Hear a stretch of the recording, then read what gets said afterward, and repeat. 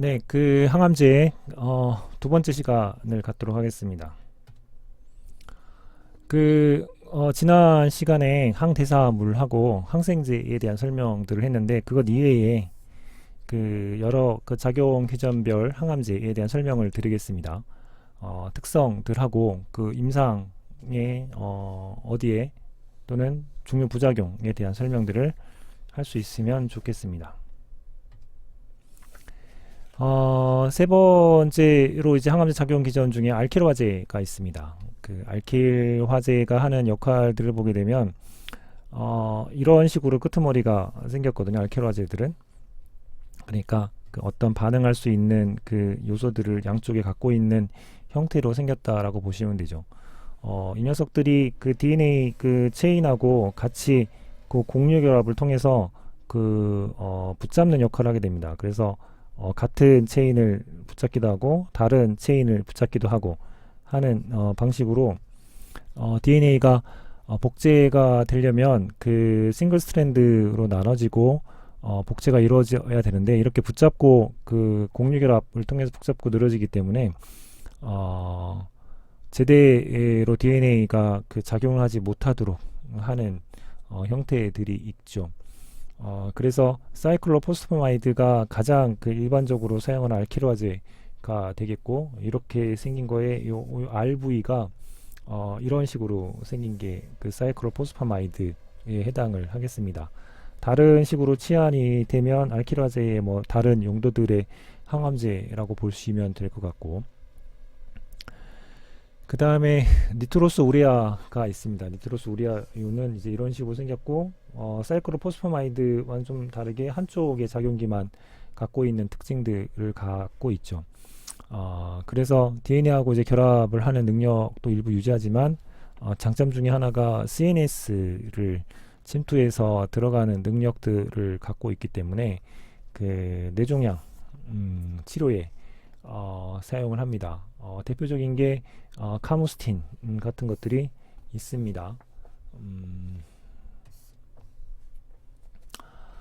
그런 알키로아제들에 대한 굉장히 그 많은 다양한 종류들이 있고요.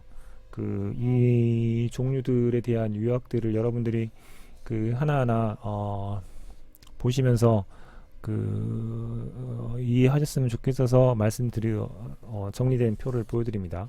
사이클로포스포마이드 아까 대표적인 걸 말씀드렸고 니트로스 우리아 중에 카무스틴에 대한 설명들을 드렸고 이걸 중심으로 해서 다른 것들의 그 피오 오랄로 그 먹는 제제들이 있는지 뭐 등을 한번 살펴보시면 좋겠고 그리고 부작용 측면에서는 어떤 골수 억제에 대한 측면들은 어떻게 나타나는지 그리고 너시아 뭐 보미팅 같은 것들은 어떻게 나타나는지 측면들을 상호 비교하면서 살피면 좋겠습니다. 그리고 약물 상호작용에 대한 부분들도 늘 고려 대상이라고 말씀을 드렸는데 어떤 것들 뭐 강신 배당체도 여기 상호작용에 조심해야 될 것들로 나와 있네요. 그래서 이런 것들 한번 살펴보시면 좋겠고 그리고 이 항암제들을 썼을 때 그 모니터링을 해야 되는데 뭐 주로는 블러드셀의 모니터링이 주로 이제 이루어지죠. 왜냐하면 골수에 대한 억제들 덕분에 백혈구 같은 것들이 줄기 때문에 그렇습니다. 그리고 중요한 여러 특징들에 대한 설명들이 나와 있는 것도 한번 살펴보시면 좋겠습니다. 카무스틴 같은 경우에는 그 브러드 브레인 베리어를 통해서 들어갈 수 있는 특징들이 있다라는 말씀을 드렸습니다. 다른 것들도 뭐 잠깐 살펴보면서 상호 비교해 보면 어떤 특징들, 어떤 상황들을 갖고 있는지 뭐 알 수 있는 데 도움이 될 수 있기 때문에 시간이 났을 때 한 번쯤 차근차근 읽어보시면서 정리를 하시면 좋겠습니다. 그 다음에는 그 미세관 억제제입니다. 그 빈크리스틴이 대표적인 거고 그 식물 유래를 한 빈카 알카로이드 물질이죠. 빈크리스틴이 하는 역할들을 보게 되면 보통 분열을 할 때 초기에는 그 스페인들이 만들어져야 되기 때문에요. 이게 중합 반응들을 유지를 하고 있어야 됩니다.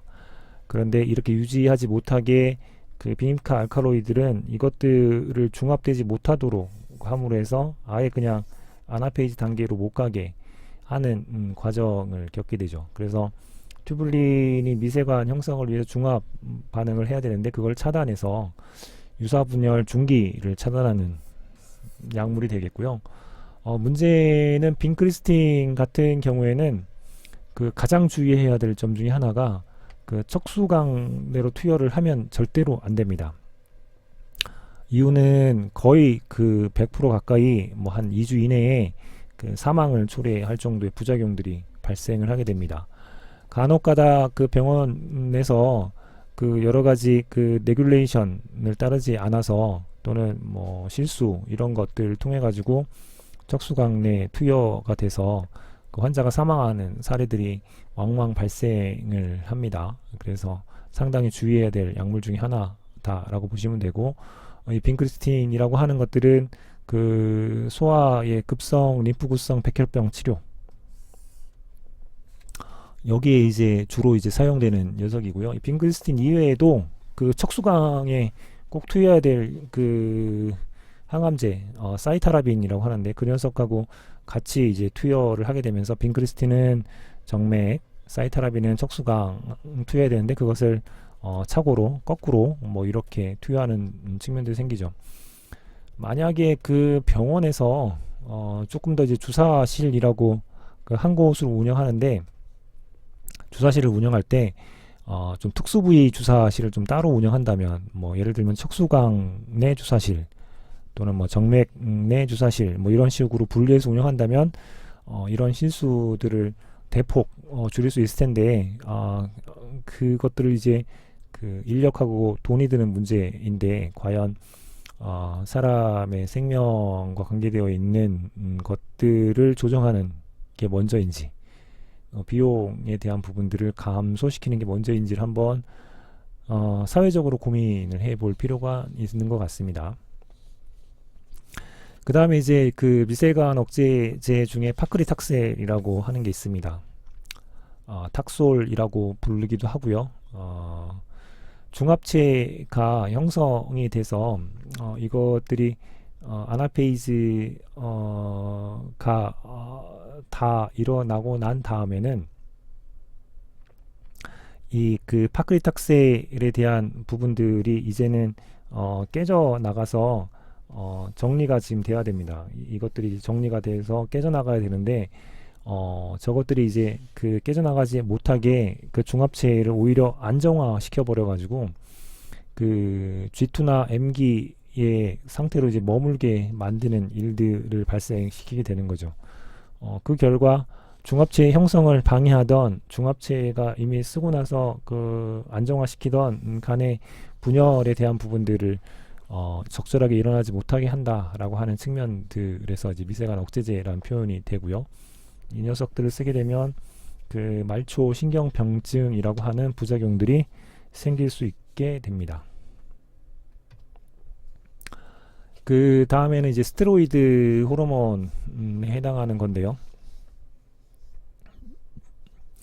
그 스테로이드 호르몬의 작용들은 그 여러 차례 이야기들을 드렸었는데 그 친지성을 갖고 있기 때문에 그 세포막을 쉽게 들어오게 됩니다.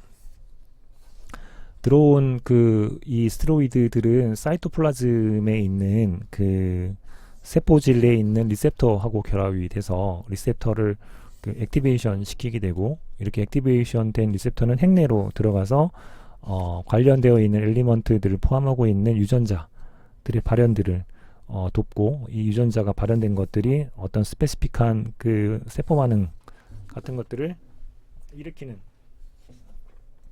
작용들을 하게 되죠. 따라서 이러한 반응들이 일어날 때까지 수시간에서 수일 정도 좀 오래 걸리는 단점들이 있다라는 측면들이 있고, 뭐 어쨌든 스테로이드 계통은 이런 식으로 반응한다라는 측면입니다. 그런데 그 선택적 에스트로겐 수용체 조절제에 해당하는 이 타목시펜 같은 경우에는 유방에 있는 그 에스트로겐 리셉터 이것하고 스테로이드하고 같이 경쟁적으로 결합하는 녀석입니다.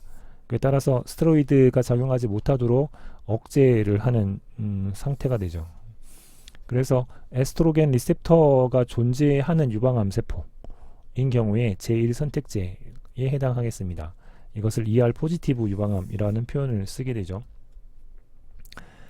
그리고 자궁 출혈이라고 하는 부작용들은 계속 나타날 수 있습니다. 왜냐하면 타목시펜은 그 유방암 리셉터뿐만 아니라 자궁에 있는 그 에스트로겐 리셉터, 스테로이드 리셉터에도 같이 이제 작용하는 상태가 되기 때문에 자궁 내막암 유발 가능성은 여전히 갖고 있게 됩니다. 그 다음에는 그 아로마테이즈 억제제인데요. 아로마테이즈는 그 부신 그 피질에서 아드레날 코텍스에서 나오는 안드로겐을 에스트로겐으로 변화시키는 작용을 하는 녀석입니다. 즉 아드레날 코텍스에서 안드로겐을 에스트로겐으로 바꾸는 효소가 아로마테이즈인데 이 작용들을 못하게 만드는 게 아로마테이즈 이니비터에 해당을 하겠죠. 그렇게 만든 에스트로겐이 유방에 작용하지 못하도록 막는 건 타목시펜이라고 보시면 되고요. 그래서 에스트로겐 합성에 관계하는 아로마테이즈를 억제를 해서 이 경우에는 폐경 후에 유방암 치료에 그 사용을 하게 됩니다. 폐경을 하게 되면 난소에서 만드는 에스트로겐을 못 만들기 때문에 결국에는 이 아로마테이즈가 만들어낸 에스트로겐을 못 만들게만 하더라도 유방암 치료에 도움이 되기 때문에 폐경 후 여성들한테 사용을 할 때 쓰는 경우죠. 따라서 그 유방암 환자라고 해서 무조건 항암제들을 일정하게 쓰는 게 아니라 ER 포지티브 유방암 환자인 경우에는 타목시펜을 그리고 폐경이 지난 상황이다 라고 생각이 되면 아로마테이즈 억제제를 뭐 이런 식으로 환자한테 적절한 상황에 맞춰서 항암제를 이제 선택하는 방식으로 처방이 들어가게 되죠. 이유는 계속 말씀드리지만 항암제는 우리를 힘들게 합니다. 암세포를 죽이는 과정에서 이제 그런 것들 힘든 과정들을 조금 더 줄이려고 하는 노력들 속에서 맞춤형 항암제 또는 좀 더 면역을 이용하는 항암제 또는 항암제만 정말 갖고 있는 타겟한 항암제 이런 것들을 개발하려고 부단히 노력하고 있다 라고 보시면 되겠습니다. 그 다음에는 백금 결합 복합체입니다. 플래티늄 결합 복합체인데요. 플래티늄하고 결합을 해서 처음으로 만든 물질이 시스플라틴입니다. 지금도 아직도 많이 사용하는 항암제 중에 하나이죠. 그 주로 어디에 쓰냐면 그 고환암 또는 난소암 또는 방광암 이런 것들의 치료에 사용을 합니다. 그 알키로아제하고 그 비슷한 기전으로 그 DNA하고 결합을 해서 증식을 억제하는 작용들을 하게 되고요. 시스플라틴이 갖고 있는 좀 심각한 부작용 중에 하나가 심한 구역화 구토 증상들이 나타난다라고 하는 겁니다. 뭐 안 좋은 경우에는 5일 동안 지속될 수 있을 정도로 구토하고 구역 이런 반응들이 심하게 나타납니다. 그 카르보플라틴, 옥살리플라틴 뭐 이런 것들이 뭐 개선돼서 더 만들어진 백금 배유결합 복합체 항암제라고 볼 수 있습니다. 다음에는 이제 토포 아이소모레이즈 억제제인데요. 그 계속 반복해서 이런 비슷한 말씀들은 드렸었죠. 그래서 토포 아이소모레이즈라고 하는 게 있고요. DNA 토포 아이소모레이즈. 그 다음에는 그 토포 아이소모레이즈 2라고 하는 것들이 있습니다. 토포 아이소모레이즈 1은 그 DNA 여기 그 한쪽 가닥에 닉을 만들어서 회전을 시킨 다음에 이것들을 꼬이지 않도록 해주는 과정을 통해 가지고 DNA 복제에 도움을 주는 건데 이 아이소머레이즈 1을 억제하는 토포테칸, 그래서 이 과정을 일어나지 못하도록 계속 꼬인 상태로 두는 게 있고요. 여기 대표적인 게 캄프 토테 16라고 해서 토포테칸 있죠. 토포 아이소머레이즈를 억제한다라고 하는 뜻의 이름들이 이름에 담겨져 있습니다. 전이성 난소암 또는 그 소세포 폐암, 이거 이제 폐암에 이제 거의 80%에 해당하는데요. 여기에 치료제로 그 사용을 하게 되죠. 그 다음에는 그 이리노테칸이라고 해서 그 결장 직장암 치료에 쓰는 경우도 있습니다. 그 다음에 토포 아이소머레이즈 2 같은 경우에는 이 더블 스트랜드 두 가지를 브레이크를 만들어서 그 회전하는 것들을 막은 다음에 다시 이어붙이는 작용들로 이제 작용을 하는 건데, 더블 스트랜드를 브레이크 만드는 요 과정의 복합체를 일어났을 때 분리되지 않고 그냥 붙어 있도록 만듦으로 해가지고 결국 결론적으로 DNA 더블 스트랜드가 끊어지도록, 비가역적으로 끊어지도록 만들어서 DNA 손상을 일으키는 물질이 되겠습니다. 그런 방식으로 암세포의 증식을 억제하는 작용들을 하게 되죠. 에토포사이드가 그런 작용을 하게 되고요. 식물성 알칼로이드 합성 유도체이고 토포 아이소머레이즈 2를 표적으로 해서 작용을 하게 됩니다. 폐암 치료에 주로 사용을 하고 고환암 치료에도 병용 처리에서 쓰는 물질 중에 하나가 되겠습니다.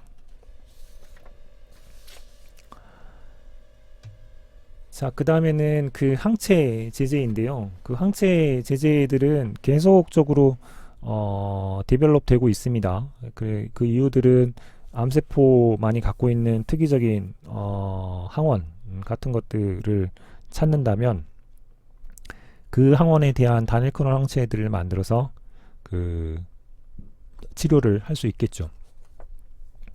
그 현재 그 대표적으로 그 유방암 치료에 많이 쓰는 트라스주맙에 대한 설명만 드리도록 하겠습니다.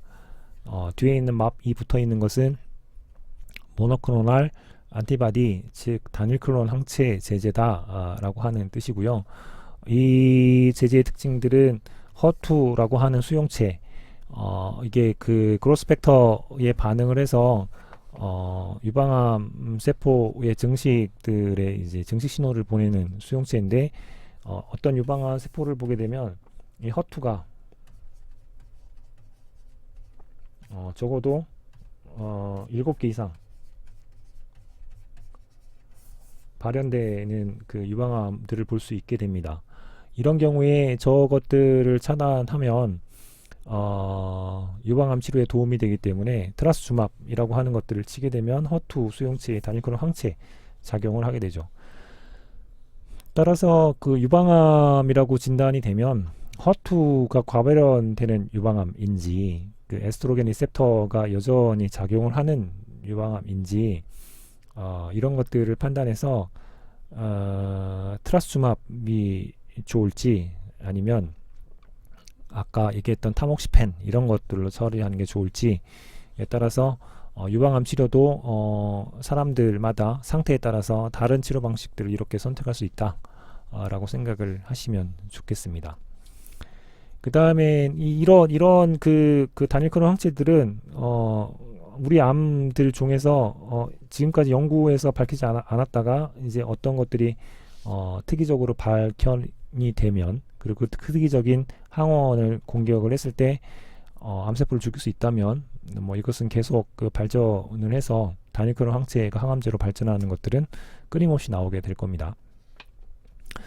그 다음에는 그 신호 전달 과정에 그 계속 그 자체 신호를 증폭하기도 하고, 한번 신호가 증폭되면 계속 신호를 전달하기도 하는 것들을 억제하는 탁월한 제제들이 있는데, 그것들 중에 하나가 예로 타이로신 카이네이즈 억제제가 있겠습니다. 그 BCR하고 ABL이라고 하는 녀석이 그 퓨전이 일어나게 되면 트랜스로케이션에 의해서 일반적으로는 정상적으로는 두 프로테인이 퓨전이 일어나지 않는데, 염색체의 트랜스로케이션이 일어나서 BCR ABL 퓨전 프로테인이 만들어지면 이 BCR ABL 퓨전 프로테인은 그 ATP하고 항시적으로 그 반응들을 해서 계속 신호를 증폭해서 보내주는 온코진에 해당하는 프로테인입니다. 그때 작용하는 신호 전달 기전이 타이로신, 카이네이즈 기전들을 이용을 하게 되고요. 이런 것들을 알게 되면서 BCR, ABL 퓨전 프로테인의 타이로신 카이네이즈에 작용하는 그 부위하고 비슷한 이마티닙을 만들어서 작용을 했더니 이 작용들을 드라마틱하게 억제할 수 있어서 타이로신 카이네이즈 억제제 파트에 분류되어 있고 대표적으로 이마티닙입니다. 혹시 들어보셨을지 모르지만 이마티닙을 주성분으로 해서 나온 게 글리백이라고 하는 약이죠. 이렇게 생겼습니다. 이 글리백이라고 하는 것들은 백혈병 치료에 탁월한 효능들을 나타냅니다. 더군다나 우리 몸에 그 부담을 주는 그 증식을 억제하는 여러 전통적인 항암제보다도 부작용이 조금 더 덜한 상태에서 치료 효과를 낼 수 있는 측면들이 있어서 이런 신호전달 기전 억제제에 대한 관심들이 높아진 계기가 되기도 했고요. 문제는 약가죠. 이게 특허에 대한 부분들이 있어서 이것들을 처방을 받으면 완치가 됨에도 불구하고 경제적 문제 때문에 힘들어하는 상황들이 발생합니다. 그 부분들은 과연 어떤 해결 방법이 있는지 이것도 한번 고민 과제로 한번 여러분들한테 생각해 볼 걸로 던져 봅니다. 그래서 그 파이낸셜 톡시서티라는 표현을 쓴 정도로 경제적인 독성이라는 표현을 쓰죠. 그래서 치료에 탁월하지만 접근하기 힘든 가격에 대한 문제 때문에 생기는 것이라고 보시면 되고, 요즘에는 세포치료제 같은 경우들이 생겨나면서 뭐 기본 치료 약가가 뭐 3억 내지 5억 원 정도 하는 것들이 존재하거든요. 이제 과연 그랬을 때 어떻게 할 거냐에 대한 문제들이 생기게 되겠죠. 제약을 고민하는 여러분들이나 뭐 이런 것들이 향후에 어떤 식으로 풀리는 게 좋은지 한번쯤 고민해 보셨으면 좋겠습니다. 그 마지막은 케모맨이라고 해서 그 항암제가 그 독성들을 갖고 있죠. 그래서 이 독성이 나타나는 부위 뭐 그런 것들을 좀 쉽게 이해하라고 시타라빈 그리고 시스플라틴 그리고 블레오마이신 이런 항암제들의 앞글자들을 따서 그것들이 일어나는 위치에 그림들을 그리는 방식으로 했습니다. 시스플라틴은 뭐 이런 식으로 A자를 붙여가지고 눈 부위에 그려놨죠. 그래서 결막염이 일어날 수 있다 라고 표현이 되고 있고요. 시스플라틴 같은 경우는 여기 신장 있는 콩팥 있는 부위에 그려져 있죠. 그래서 신장 독성 같은 게 일어날 수 있고, 또는 귀 부위에 그려져 있어서 이독성, 귀독성 같은 것들이 일어날 수 있고, 또는 입 부위에 그려져 있어 오심이나 구토 이런 반응들이 일어날 수 있다 라는 그림들이 있습니다. 그리고 그 이리노테칸 같은 경우는 여기에 그려놔서 설사하고 관계가 있다 라는 식으로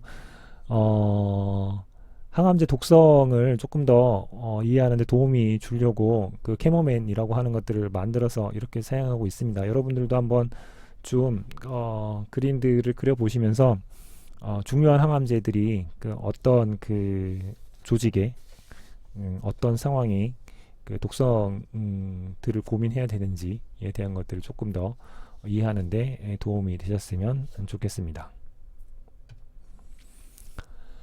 자, 이렇게 2시간에 걸쳐서 그 항암제에 대한 큰 아웃라인과 개별 작용 기전에 따른 항암제들에 대한 설명들을 쭉 드렸습니다. 자, 연습 문제를 다시 한번 고민해 보시죠.